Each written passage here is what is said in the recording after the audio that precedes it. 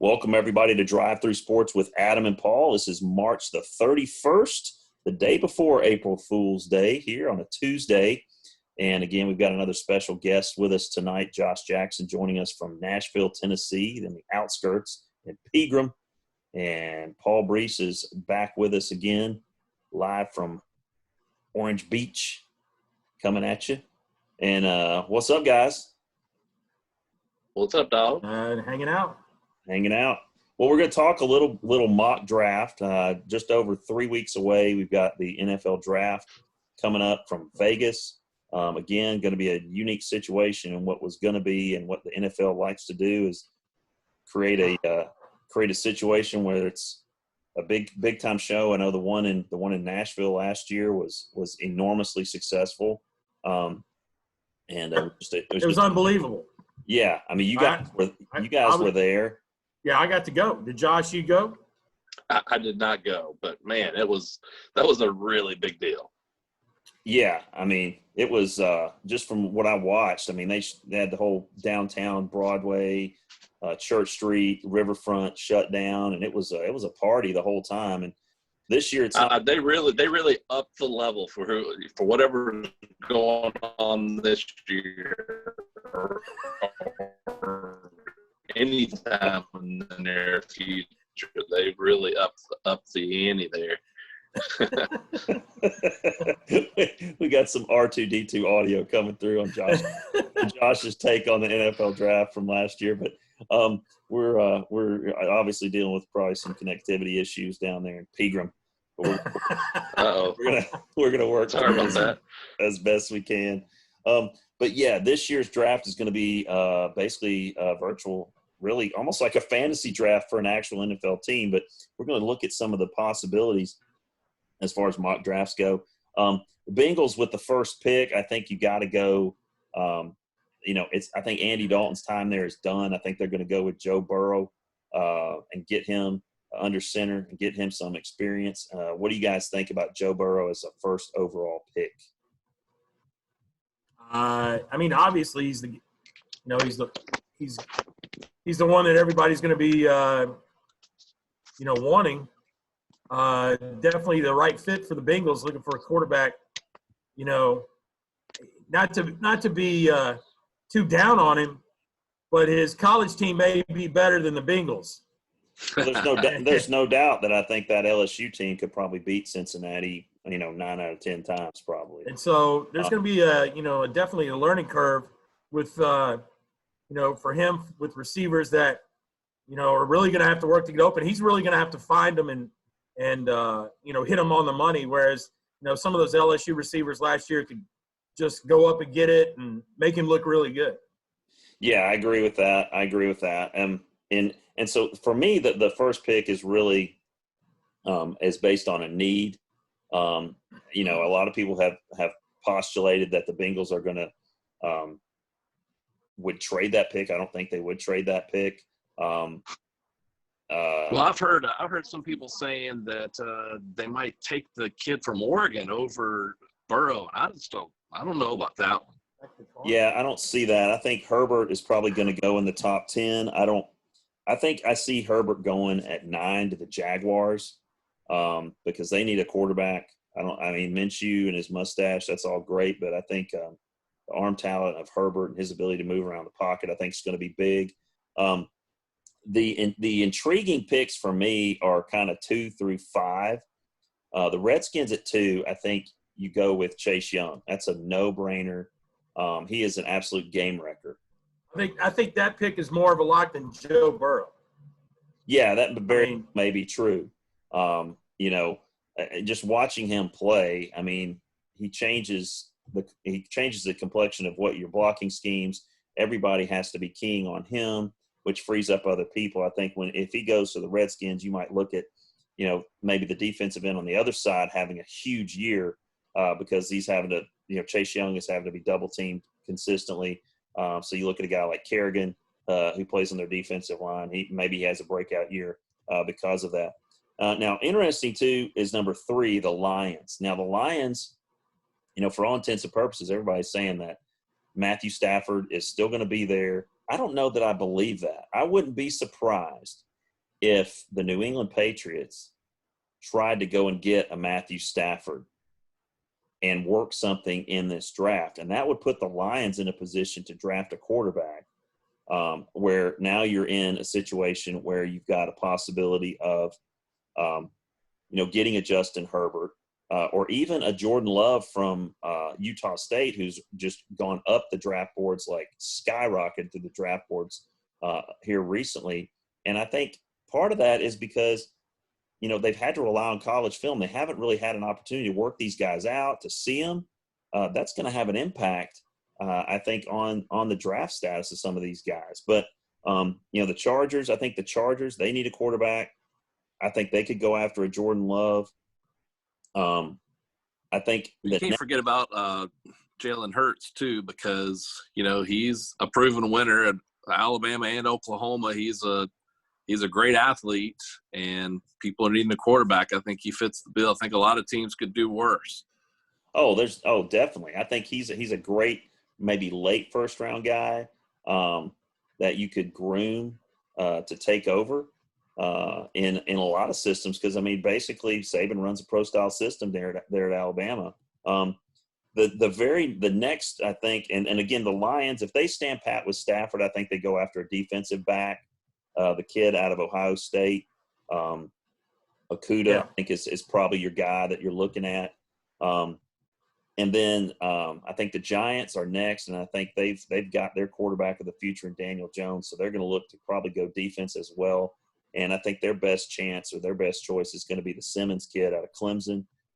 He can play outside linebacker. He can play free safety. He's very versatile. He can play so many different positions. It's just, yeah. There's so many ways you can go with that guy. Again, kind of like you said, you can't go wrong with that pick at number 4. What's interesting to me in the first round is Miami's pick.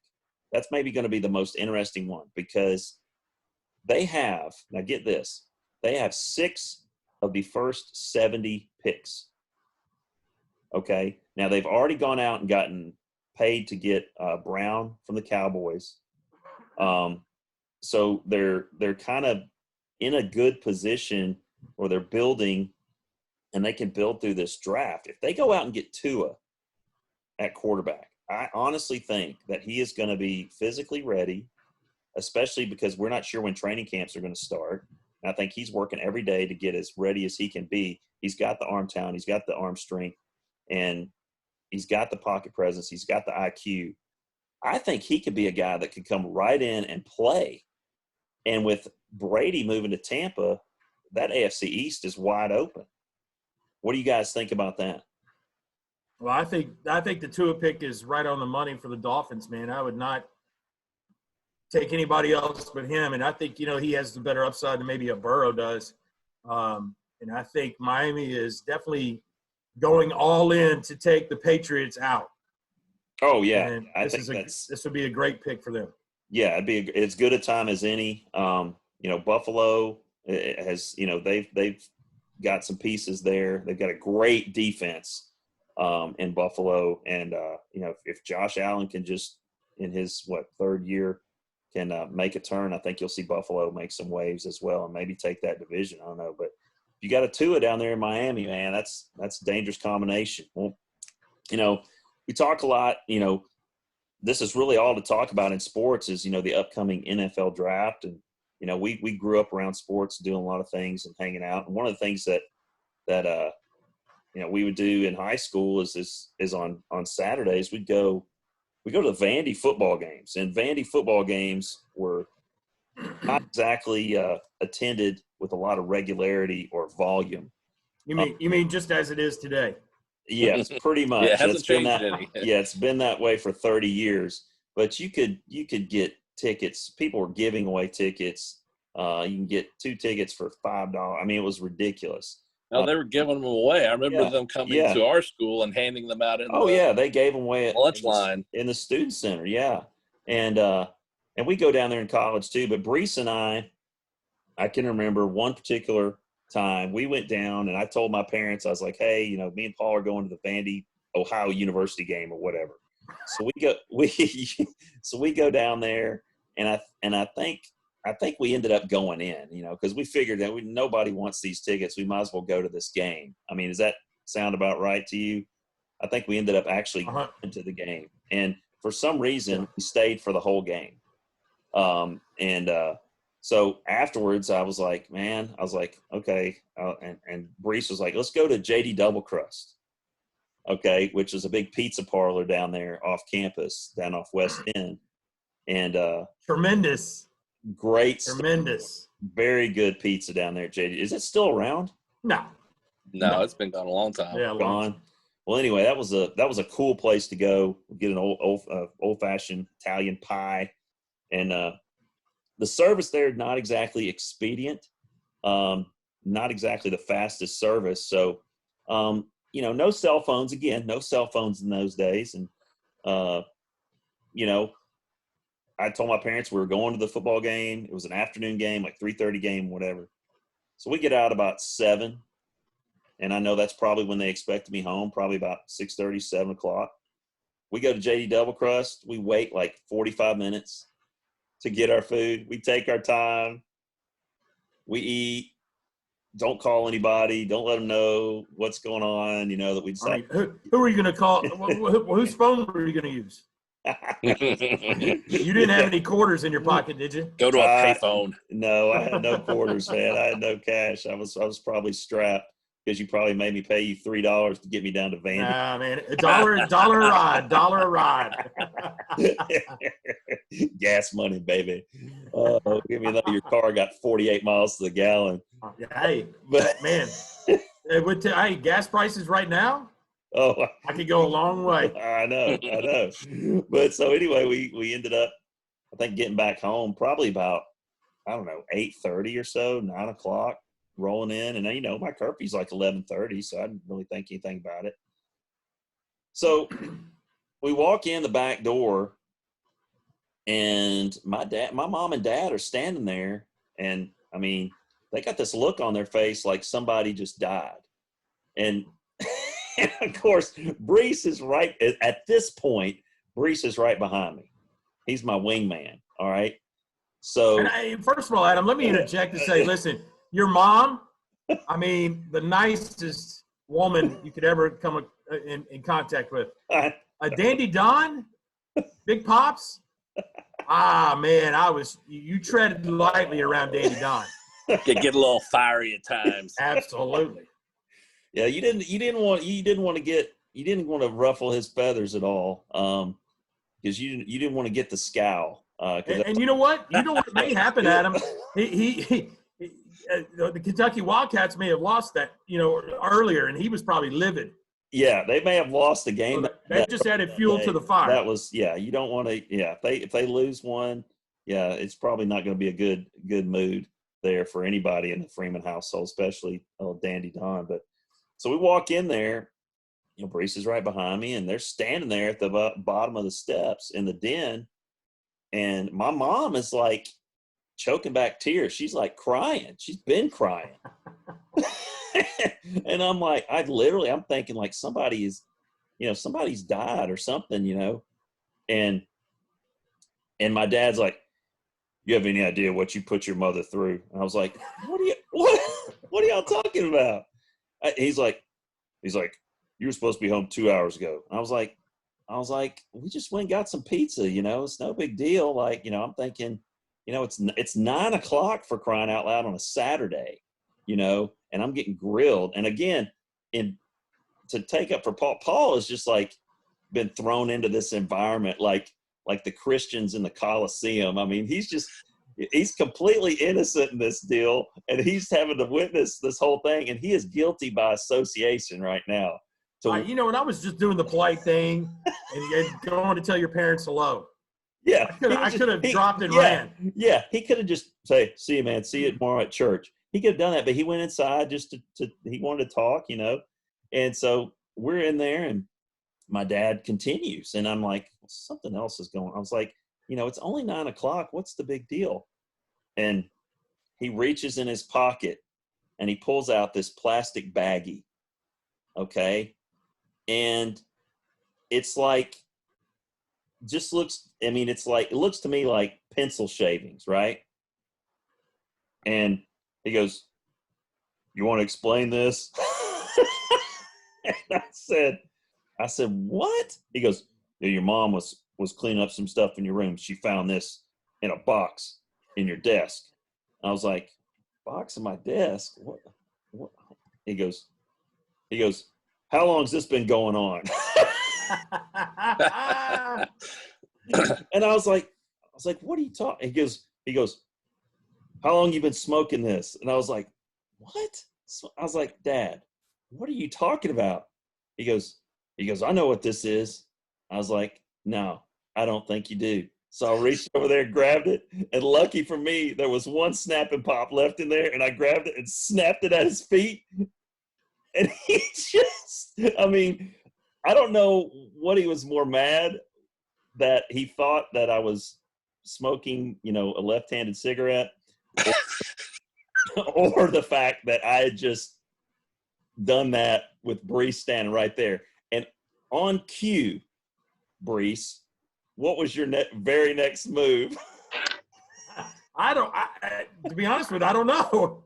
No, here's Breece. Here's Breece. As soon as I do that, "All right, man, I'll see you later." He was like, "I do not want to be a part of it. I am gone." Exit stage left. Exit. Yeah. I'll be like, "I'll see you mañana." Yeah. And Freeman's driveway was like that deep gravel. Oh, Yeah. And you couldn't sneak into his driveway at all, man. Oh, no. I think I was burning pebbles everywhere. You're throwing. I was Kicking throwing it up.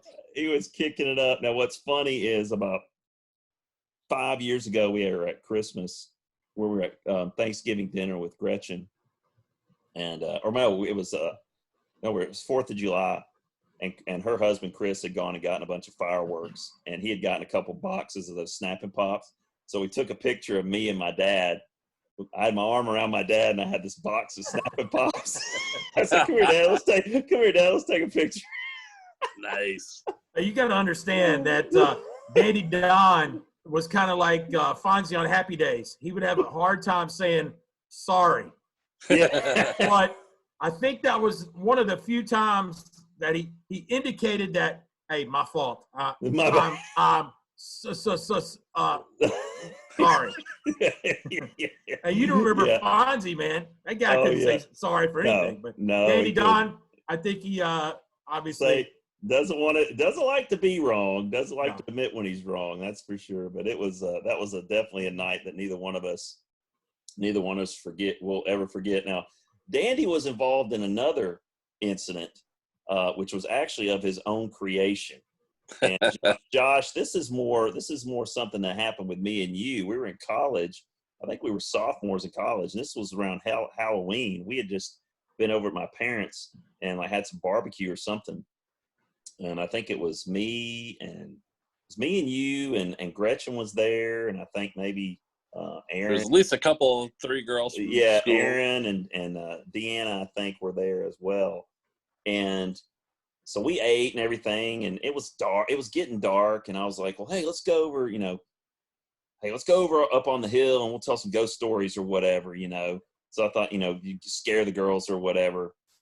And so my dad heard that, and as y'all are headed out to the car, he goes, "Adam, come here." He goes, "Hey, we got, can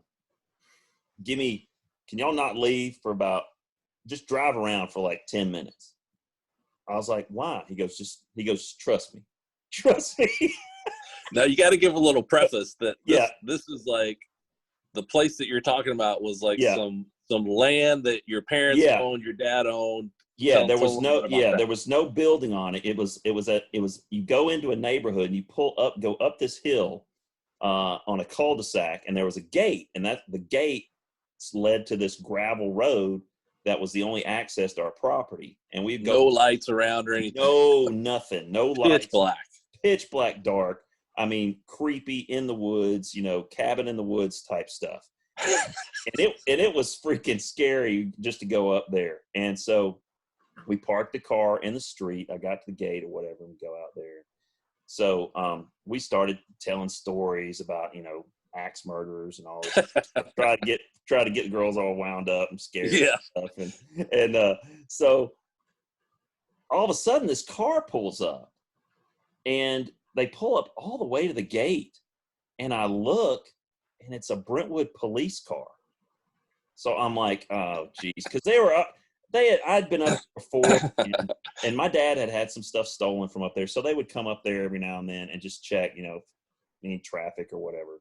So they would patrol up there. So we all walked down there together because I thought they were gonna, I don't know what they were gonna do, but we went through there, and I said, "Is there a problem, officer?" He said, "Yeah." He says, "This is private property." I said, "Well, hey, my name's Adam Freeman. My dad, Don Freeman. This is our property. This is our land." And he goes, "Well, that's all fine and good, but I just wanted to let y'all know that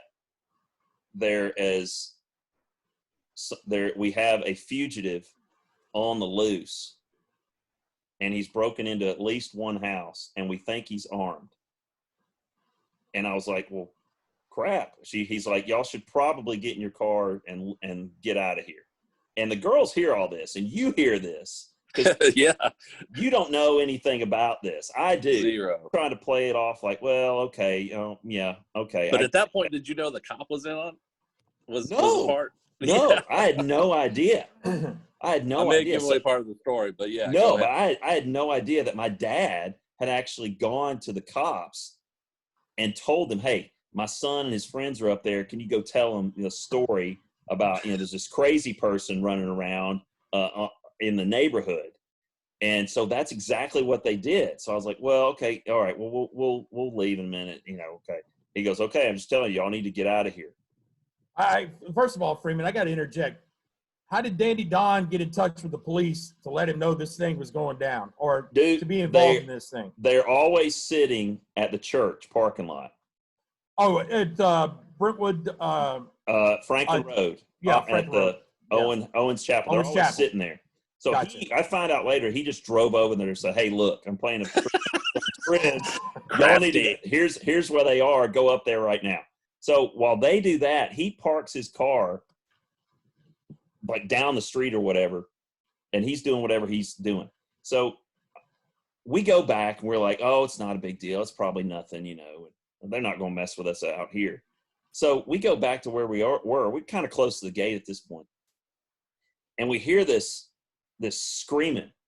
We hear this screaming, and we hear this sound like this motor, like. And Josh, you were the first one to say something. You're like, "What?" You're like, "Adam, do you hear that?" And what in the world? I could tell on your face, man. You were freaked out. I was like, and I'm usually not at all. He's not at all. He's usually calm and cool. He's like, "Dude, what is that sound?" I was like, man, we probably should go. And Josh is like, "Yeah, we probably should." So I'm the cross country runner. I could have beat all y'all to the car. Yeah, this is the cross country guy. This is so we get to the gate, and I open the gate, and everybody's kind of walking out, and I'm closing the gate, and as I go to lock it, there's this little knoll that has like no trees on it, and over the knoll comes this freaking dude waving a chainsaw. Josh, straight out of the movies, like straight out of Texas Chainsaw Massacre. Exactly. Oh my gosh! And he's waving this chainsaw and raising it over his head. And Josh is like, "Let's get the bleep out of here! The bleep's gonna kill us, boy!" I mean, and I know. Here's the thing: I know this is my dad, and Josh is freaking just emptying the curse word dictionary at this guy, and we're into the car. And I think the girls are like screaming like top level, like it was a scene. It was a scene. It was absolute chaos. I mean, they were going crazy. They're like, "Adam, get your keys, get in the car." So we're like, and they're just piling on each other in the car. And Josh is like, "Open the door, open the blank door." And so, and I think was this the probe? This was the white probe. We were crowding people in there. We had like crowding people in this thing, and you gosh, peeled off in that thing. It was like the start of the Indy 500. As soon as you get almost to the door, he comes down the hill at you. And you're like, get in, let's go. So I just mashed the gas and we like peeled out, and he chased us down that hill, and we just went sideways around the corner heading to the house. And we were like, what the? Oh, that's the guy they're talking about.